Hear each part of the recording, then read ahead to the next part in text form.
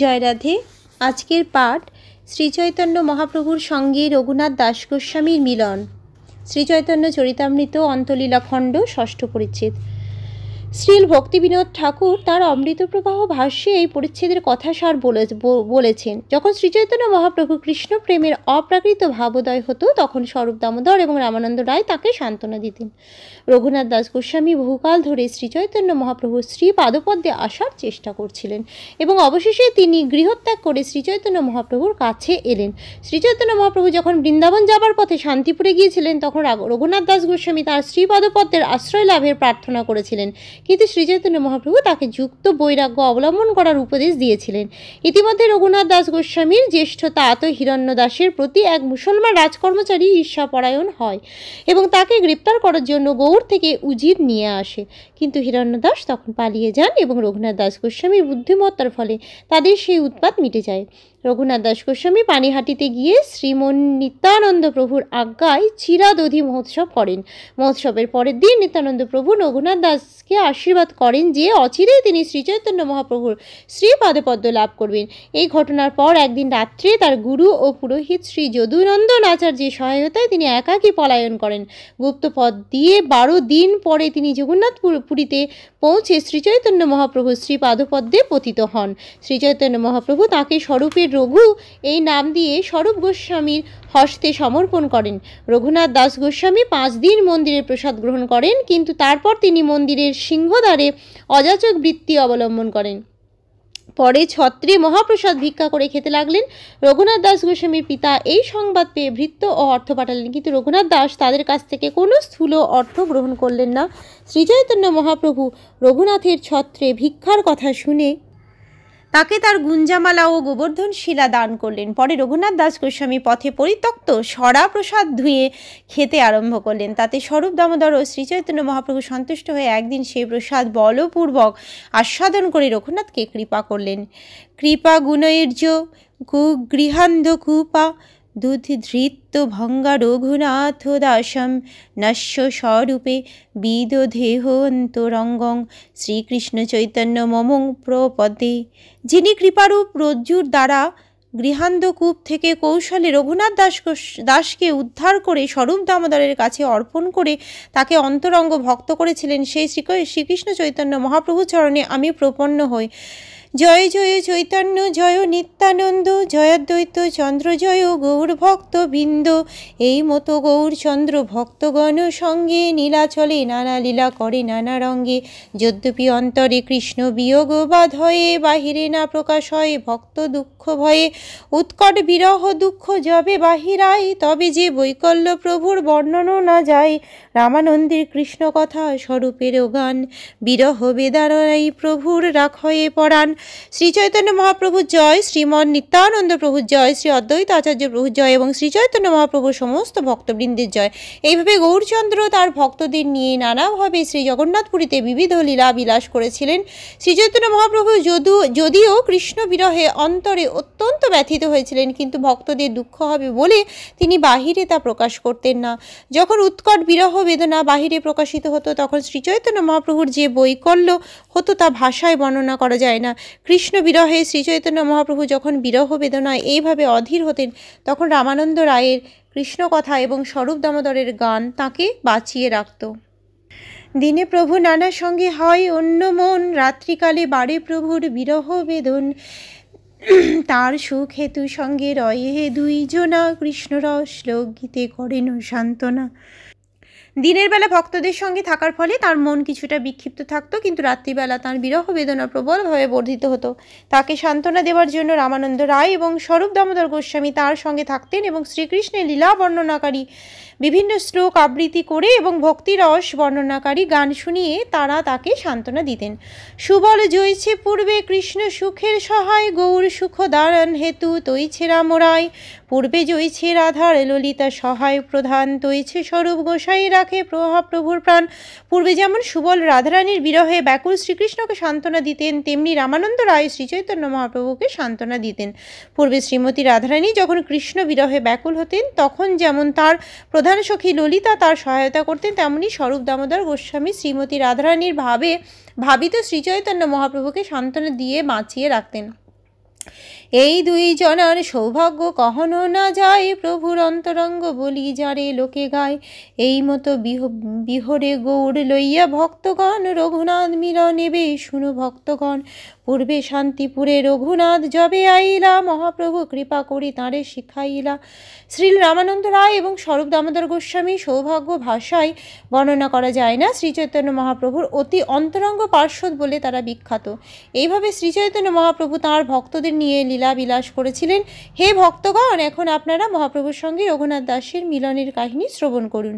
পূর্বে রঘুনাথ দাস গোস্বামী যখন গৃহস্থ আশ্রমে ছিলেন, তখন তিনি শান্তিপুরে শ্রীচৈতন্য মহাপ্রভুর সঙ্গে মিলিত হন। তখন মহাপ্রভু কৃপা করে তাকে শিক্ষা দিয়েছিলেন। প্রভুর শিক্ষাতে তেহ নিজ ঘরে যাই, মর্কট বৈরাগ্য ছাড়ি হইলা বিষয়ী প্রায়।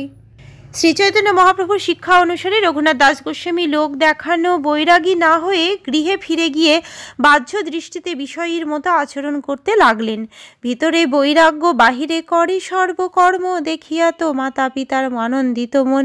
মথুরা হইতে প্রভু আইলা, বার্তা যবে পাইলা, প্রভু পাশ চলিবারে উদ্যোগ করিলা। হেনকালে মুলুকের এক ম্লেচ্ছ অধিকারী, সপ্তগ্রাম মুলুকের সে হয় চৌধুরী। হিরণ্যদাস মুলুক নিল মক্করি করিয়া, তার অধিকার গেল মোরে সে দেখিয়া। 12 লক্ষ দেয় রাজায়, সাধে 20 লক্ষ, সে তুরু কিছু না পাইয়া হইল প্রতিপক্ষ। রাজঘরে কৈফিয়ত দিয়ে উজিরে আনিল, হিরণ্যদাস পলাইল রঘুনাথেরে বান্ধিল।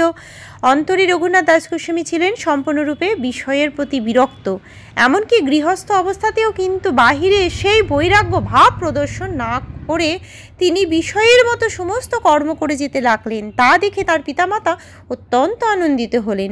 তিনি যখন খবর পেলেন যে শ্রীচৈতন্য মহাপ্রভু মথুরা থেকে এসেছেন, তখন তিনি তার কাছে যাবার উদ্যোগ করলেন। সেই সময় একজন মুসলমান রাজকর্মচারী সপ্তগ্রামের কর সংগ্রাহক চৌধুরী হয়ে এসেছিলেন।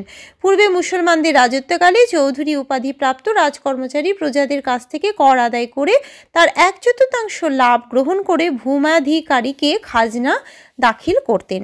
রঘুনাথ দাস গোস্বামীর জ্যেষ্ঠ তাতো হিরণ্যদাস যখন সপ্তগ্রাম মুলুকের কর আদায়ের কার্য স্থায়ীভাবে বন্দোবস্ত করে নিলেন, তাতে মুসলমান চৌধুরীর সমস্ত লাভ নষ্ট হয়ে গেল। তাই সে মর্মান্তিকভাবে ঈর্ষাপরায়ণ হল। হিরণ্যদাস 20 লক্ষ মুদ্রা আদায় করে চতুর্থাংশ মানে 5 লক্ষ বাদে 15 লক্ষ দাখিল করার পরিবর্তে 12 লক্ষ দিচ্ছিলেন। তাই সেই তুরুক তার প্রাপ্য লভ্যাংশে বঞ্চিত হয়ে তাদের বিরোধী হলো। সেই চৌধুরী রাজকোষে গোপন কৈফিয়ত দিয়ে হিরণ্যদাসকে গ্রেপ্তার করার জন্য উজিরকে নিয়ে এলো।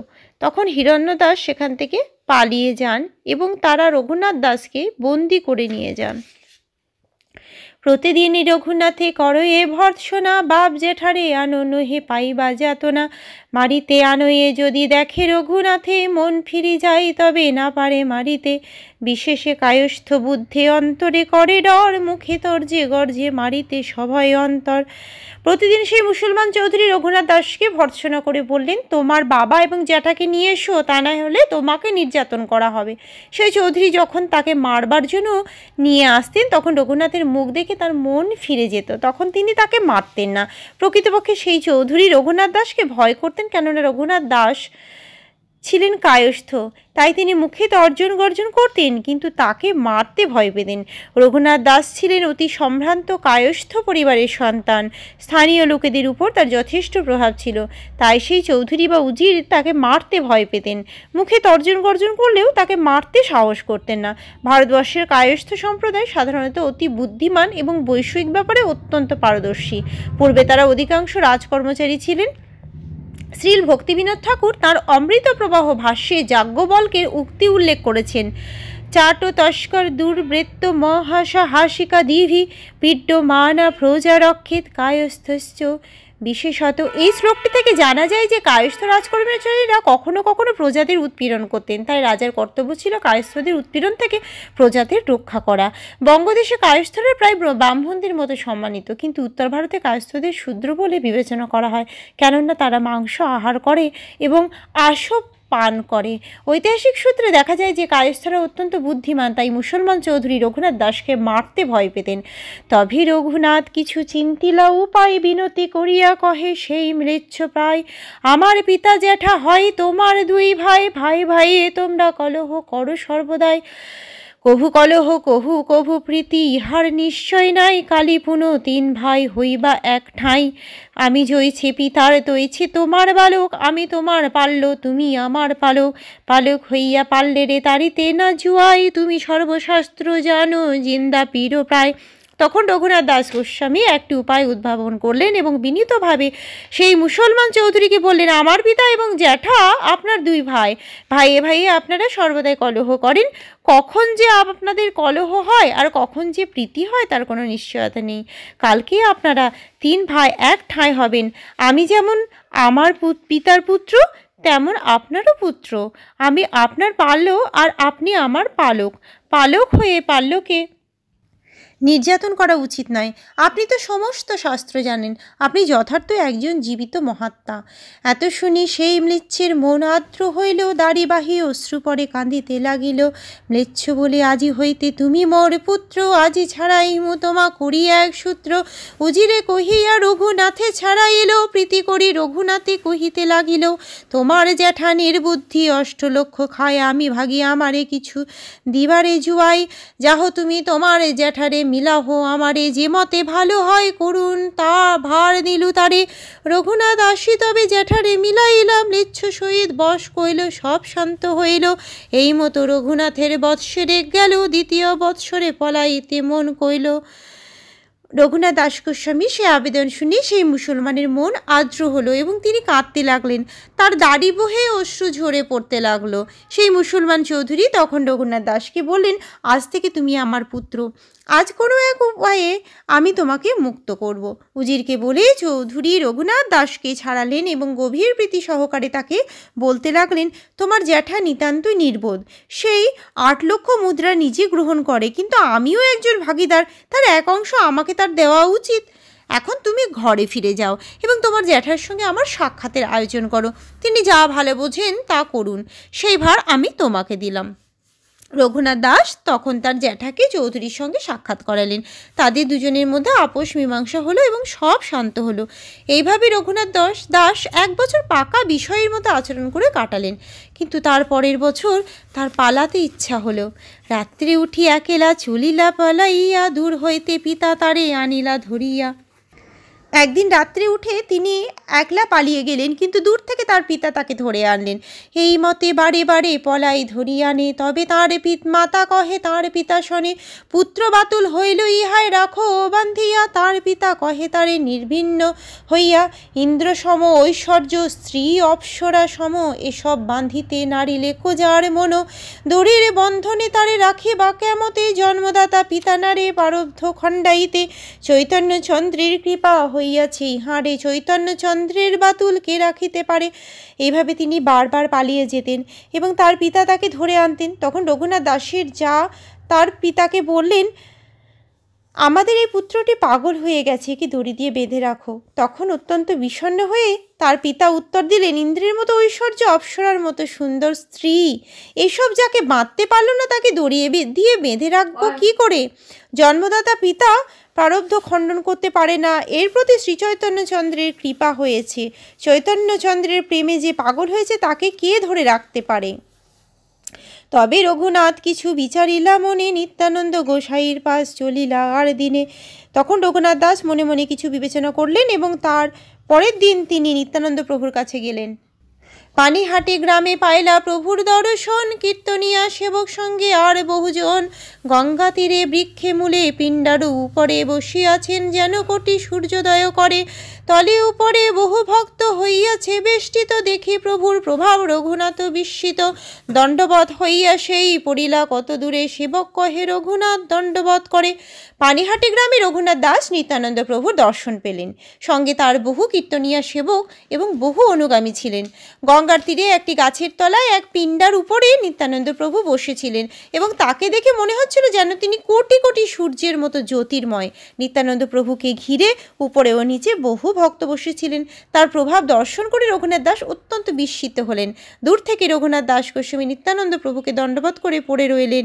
তখন নিত্যানন্দ প্রভুর সেবক তাকে বললেন, রঘুনাথ আপনাকে দণ্ডবত করছে। আজকের পাঠ এই অবধি। জয় রাধে। ভজ শ্রী কৃষ্ণ চৈতন্য প্রভু নিত্যানন্দ, শ্রী অদ্বৈত গদাধরে শ্রীবাসাদি গৌর ভক্ত বৃন্দ। হরে কৃষ্ণ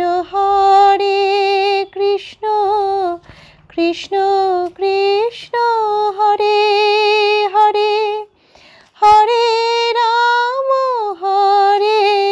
রাম রাম রাম হরে হরে। জয় রাধে জয় রাধে জয় রাধে জয় রাধে। জয় রাধে।